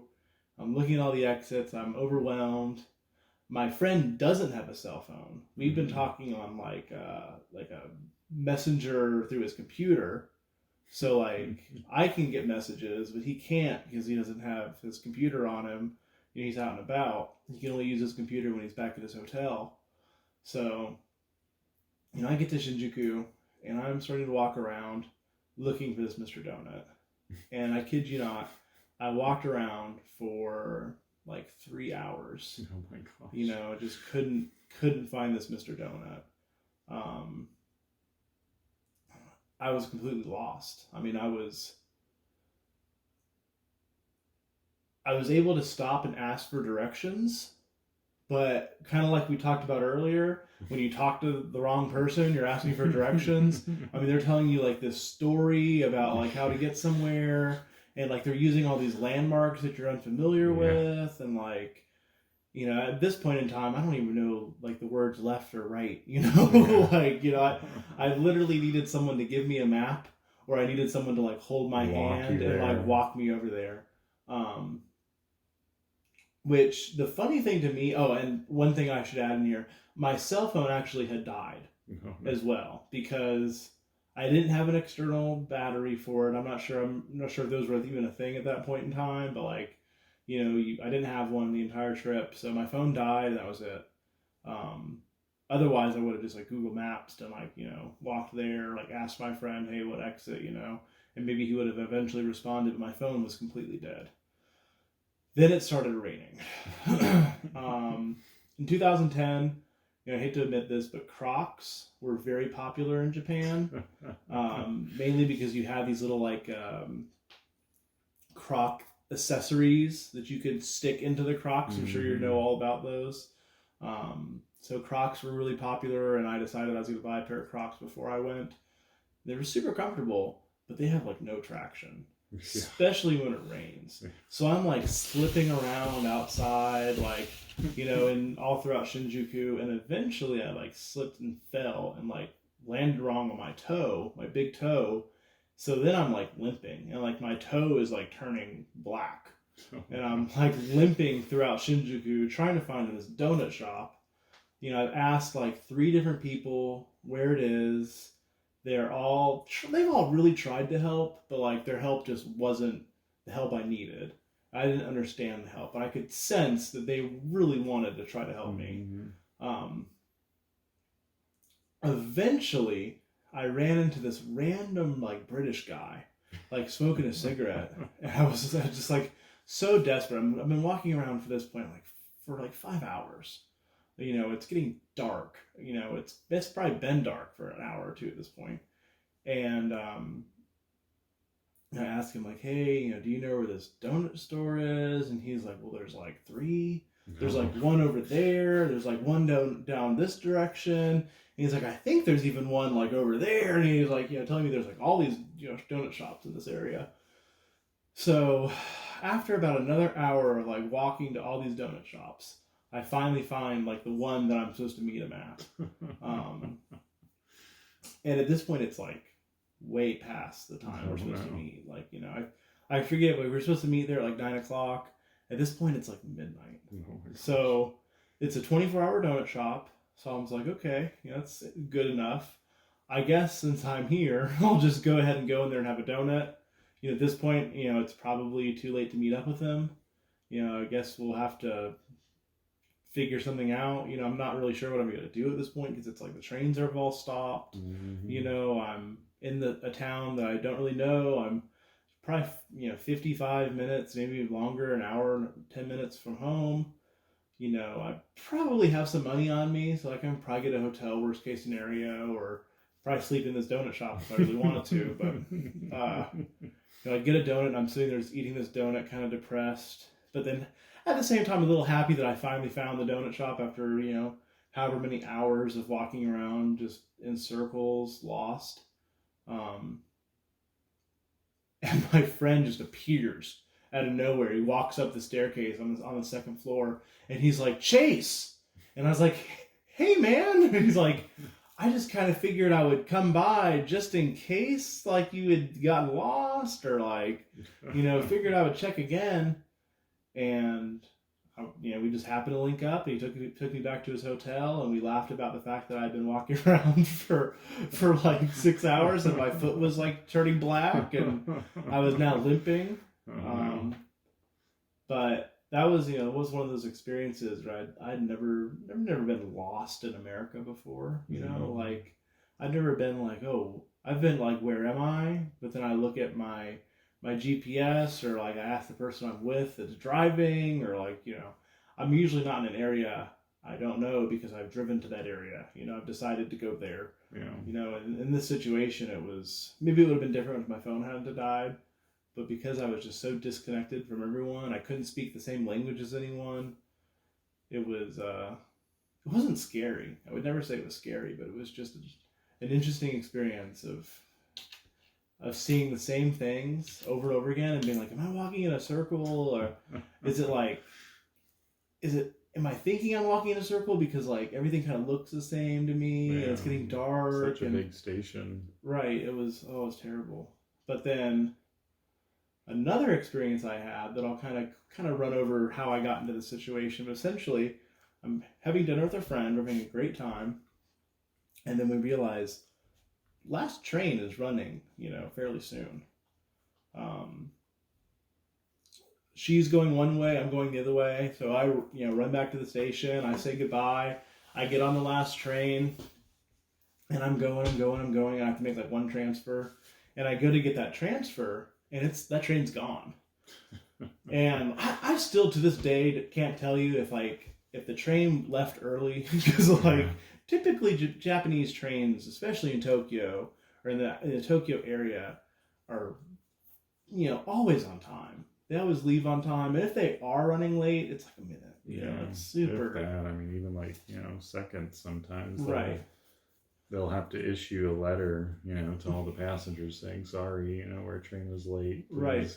Excuse your employee for being 30 seconds late. But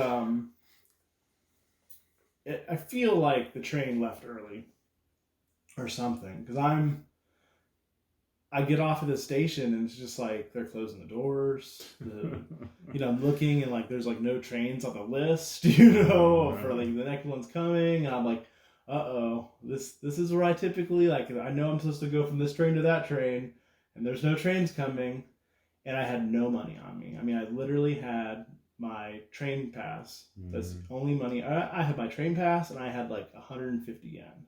So I went and I bought a Pocari Sweat, because that's like the only thing to do in this situation. and I started walking around. I was in the middle of nowhere, and I was too far to walk home. Yeah. But I still tried. I was like, I'm gonna just walk home. So then I'm like walking and walking and walking and walking, and eventually I just hit like a wall. And I'm just like, okay, like how do I get around that? How do I get around this wall? And I'm like looking, and like one part of the wall like leads into like a neighborhood looking area, and I'm like, no, I don't really think I need to be walking around like these people's homes at like 1 a.m. Probably doesn't look too good. And like I'm looking down the other way, and I'm like, well, that just seems to go like that direction. I don't ever see it curving like the direction I need to. Like it just looks like this wall is like blocking my way. So with that, I was like, well, I tried. Like it's like 1 a.m. now. Like I probably walked around for like at least 35 40 minutes. And I walk back to the station, and I'm just kind of like exploring that area a little bit. And it's it's nice. It's dark. They're doing some road work, right in like the heart of that area. And had a couple what seemed to be prostitutes come up to me and asked me if I wanted a massage. I didn't think the middle of the road to get a massage was a great place, so I declined. Plus, I didn't have any money on me, so here if I wanted one. And with that, I basically said, well, I'm getting kind of tired. Trains start up, probably around 5:30 in the morning or so. I'll just get some sleep and then, get back on the train in the morning. So I walk over to this kind of like shopping area, I guess you could call it, with a bunch of like stores, glass front stores, and like a covered area right above it, so you could get out of the rain because it was kind of sprinkling at this point in time. And I didn't have any pillows or blankets, obviously. I just had my book bag. I used my book bag as a pillow and set that on the ground, and I just started sleeping there on the floor. I wouldn't say on the streets at this point in time, because like I said, I was covered. It was a little windy, but like the area that I was in was like kind of a cutout corner, so like I wasn't getting hit by wind a lot. Like it was a nice area, and I fell asleep pretty quickly. Like I said earlier in the podcast, I can sleep anywhere. But then I woke up like in shock because there's like someone standing there, people everywhere, like talking to me. Oh. Well, it was just one person. It was a cop. Oh no! So there's a cop, and like I'm the type of person where I will do whatever I can to avoid the police. If there is a sign that says don't step in the grass, I'm not going to step in the grass. But in this situation, I was desperate. I had to sleep somewhere, and this seemed like a good enough place. Well, this cop is telling me in like broken English, like, you can't sleep here. This is a private area. And I'm trying to pull the dumb American, oh, what? I don't know what, That's all I really can do. I don't speak any Japanese hardly. So it's not like asking him how old he is in this situation is going to benefit me. So I'm, just kind of asking him in English, doing the kind of, standard, if I speak really slowly, maybe you can understand what I say. And surprisingly, it kind of works. He lets me know that I can sleep over in this other area down, like, underneath where I am. But I can't sleep where I am currently because it's private. So I said, okay, that works. So I go down and I see probably a group of like 5 or 6. I don't know if you'd call them homeless people. I think maybe a couple of them were homeless people. I think maybe a couple of them were also people just in my situation where they maybe had a little bit more alcohol than I did that night. But there's probably like 5 or 6 of us down there, and just sleeping on the street. Like, there was just a street right by the train station, not covered. So we were getting rained on. I didn't have my umbrella on me or anything, unfortunately. I'm like kind of afraid to like even sleep because I have my camera on me and I don't want it to get wet, and like my cell phone, I'm worried about that getting wet. But it's raining light enough at this point where I kind of can say, okay, I can sleep for a little bit longer. But like, I literally just slept in the road, like on the road of just this random station, and no one bothered me. I felt safe. It wasn't. It's like, or if I feel like if you go like, hey, let's go down to Atlanta. Oh gosh. And just sleep on the street down there and see what happens. Like, I don't think that you would definitely 100% get murdered, but I think that you'd have a wild time. Yeah, guaranteed. I mean, you can't drive down through Midtown at 3 in the afternoon without seeing all kinds of crazy stuff going on. So this was a very eye-opening experience to me as well. Of like, I can sleep on the street here, and it is so safe that no one's gonna bother me, no one's gonna hurt me. No one's gonna like come over and like try to talk to me. They're just gonna leave me alone. Everyone's gonna leave each other alone. Like I said, there's 5 or 6 other people down there. They're not all talking to me or trying to bother me or being like weird. Here, everyone would be trying to talk to each other. They'd be trying to like create a little group, right? Get a little group going and like trying to figure out, No, it wasn't like that. It was just like, you stay, like Breakfast Club. You stay in your little area. I'm gonna stay in my little area. I'm gonna sleep. You're gonna sleep. It's gonna be nice. Like the only person that spoke to me that entire night was the one like prostitute, or maybe she was just a massage or masseuse or whatever, trying to start a business. But I think she was probably a prostitute. Yeah.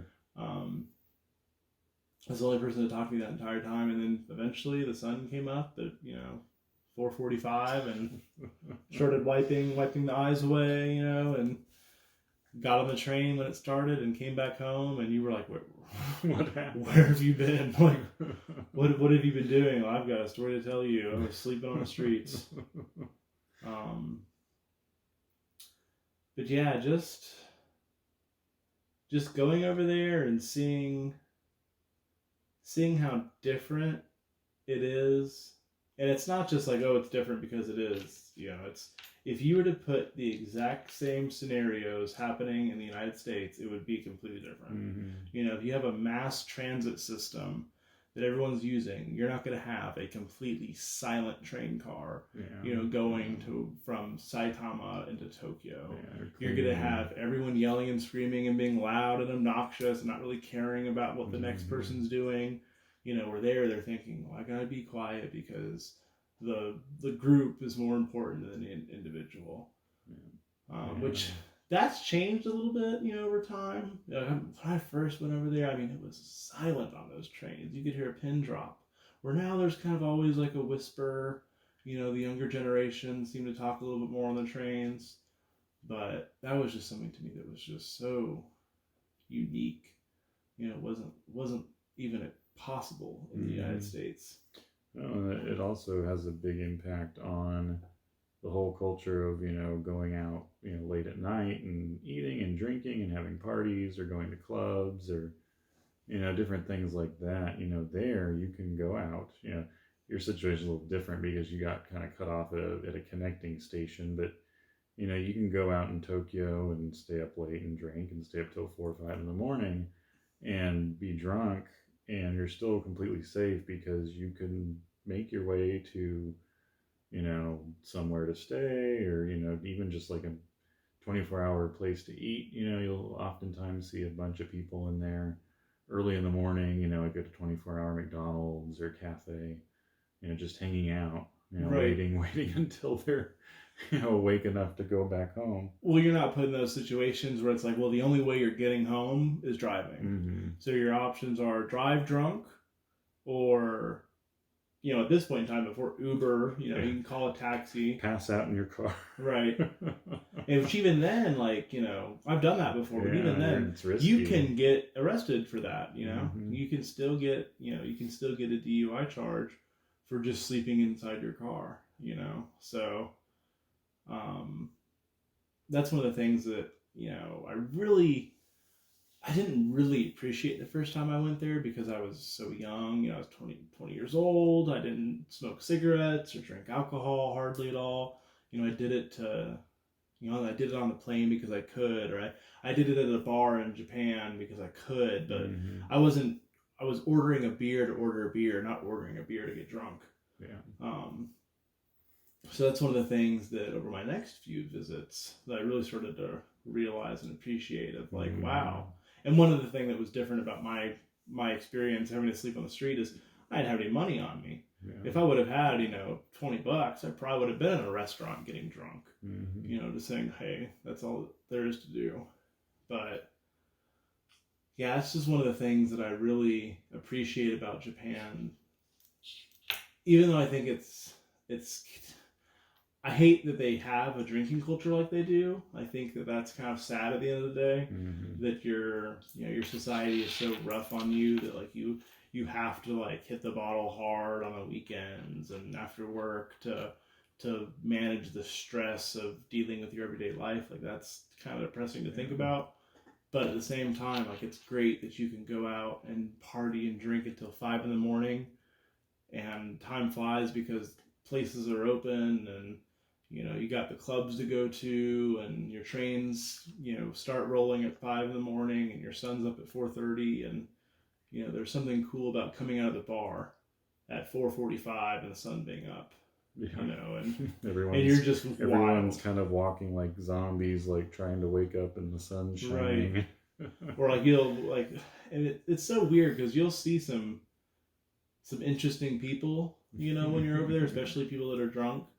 But one of the most recent experiences I had is we were at the train station, and it was like probably 4:45 or so, and there was like 6 people just like waiting for the train to come, like for the first train. But then there was a couple people that had been there for a while, like probably either homeless or missed their train or something. And they're like just staring at the wall. Like the doors closed in front of their face and they're just staring at the wall. Like almost one of them was like kind of like dancing, like hopping on one foot for a while, then hopping on the other foot for a while. And I was just like, okay, you've either had too much to drink or maybe like you have a mental illness or something like that. But there's definitely some characters over there. But I wouldn't say that I would ever be threatened by any of those people. No. Or if you're in Atlanta and you see some crazy white dude that's like dancing at like 4:45 in the morning, and like you're not in your car, you're like walking around, you're gonna be nervous. You're gonna be on guard for sure. Everyone's had those moments where you're driving through a city and you see someone and you lock your door. Everyone's had that experience where you're just like, and you feel guilty doing it sometimes, but everyone's had that experience where you're like, hey, better safe than sorry. I'm sure you can run into those situations in Japan, but very few and far between. Yeah. Especially as a giant foreigner. Yeah, especially being 6'5", 250-pound white dude. No one's usually looking to mess with me. I've only gotten into a couple, I wouldn't even call them fights because it's usually my friends that are getting in fights and I'm kind of just in the background watching, but I've only ever gotten into a couple little altercations and it's always involving a foreigner. It's never a Japanese person. It's usually like another American, an Australian, maybe a French person, but it's never a Japanese person. I'm never fighting with a Japanese person. But yeah, I mean, those are some of the big takeaways I had from my experience over there the first time of just seeing the difference in attention to detail, the difference in pride of your work. The sense of pride in people thanking you for, giving them business and, just this beautiful public transit system that works so well and just feels so natural to use. And then I really didn't touch on it much. The only food I really talked about was McDonald's and a donut shop. But the food is just so different and amazing. I mean, whether you're walking into a convenience store or walking into like a nice restaurant, I mean, you're going to have a great meal at either one. One might cost you $70, one might cost you $2 or $3, but you're still going to have a unique and tasty meal. And a lot of times, relatively healthy meal. You can eat very unhealthy in Japan, A lot of fried foods, a lot of ice cream, bakery items. a lot of baked goods. But at the same time, you can eat some really healthy stuff. Or just a good balance. Like, not even if you're looking at it like, oh, that might be carb heavy, but you can get a good balance of proteins and fats and carbs. And then all the additional walking you're doing compared to a Western lifestyle. I mean, that's a huge, huge benefit of being over there.